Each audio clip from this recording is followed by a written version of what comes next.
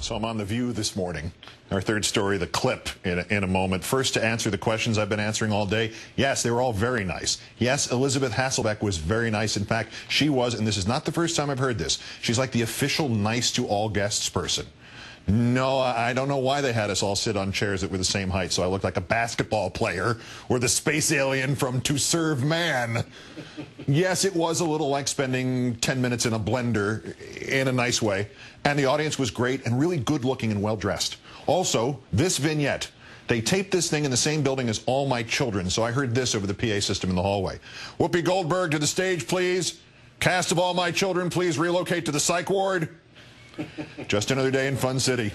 What do you say to critics who claim that you've been particularly soft on Democrats? You know, we see that you're hard on Republicans, but when they say you're soft on Democrats, you give them an easy way out. Well, I'd run that question past Senator Clinton because she didn't think I was easy on her, and she's still kind of mad at me. And yeah, so. but did she let you know? What did you say to her? Well, that tape you played was kind of like that, only instead of saying Bush or McCain, it said Senator Clinton and President Clinton, and they don't invite me to the parties anymore.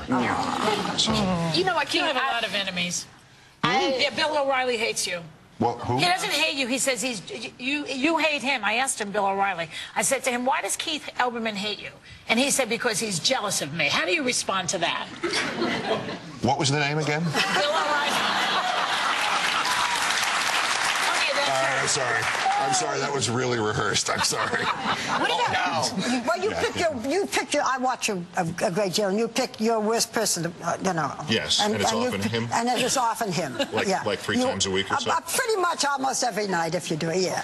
It's so much fun. But you almost can't help yourself. Like, I was watching a football game one time, and you snuck in there this Palin comment. You said this quarterback was knocked out cold, and you said great sympathy for quarterbacks. Yes, and you said he was so badly concussed that he thought he could see Russia from his house. And I thought, you know, even in my football game, Keith, why?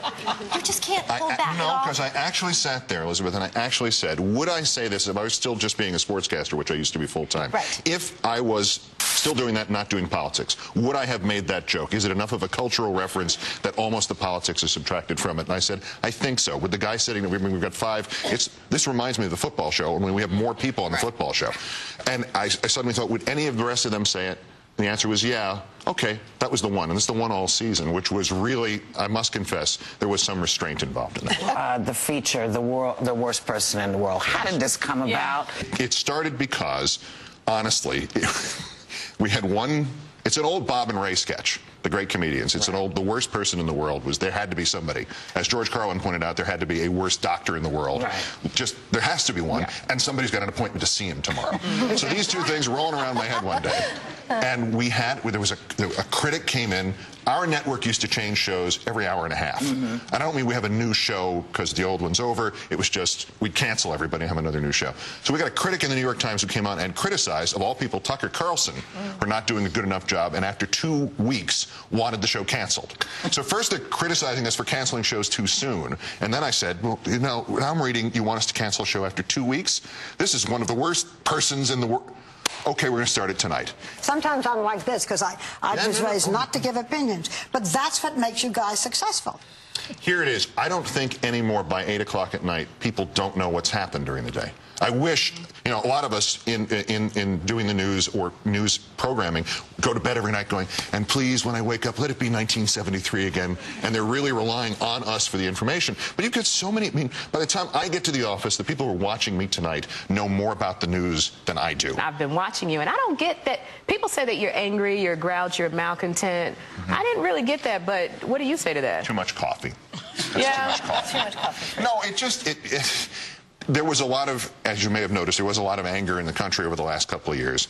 And there wasn't, one day I was reading one story and waiting for somebody to respond to it, something the administration did, and nobody said, so where's somebody with a platform's got to speak out? I want to hear some voices raised. Somebody should take an opinion. And then I thought, oh, yeah, I have a platform.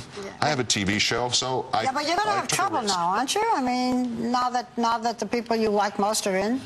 Well, they could easily screw up. I mean, the bottom line is... But if they do, will you say it? Yeah. Yes, of course. I mean, Yeah. Like there are things like Proposition 8, rescinding same-sex marriage in California.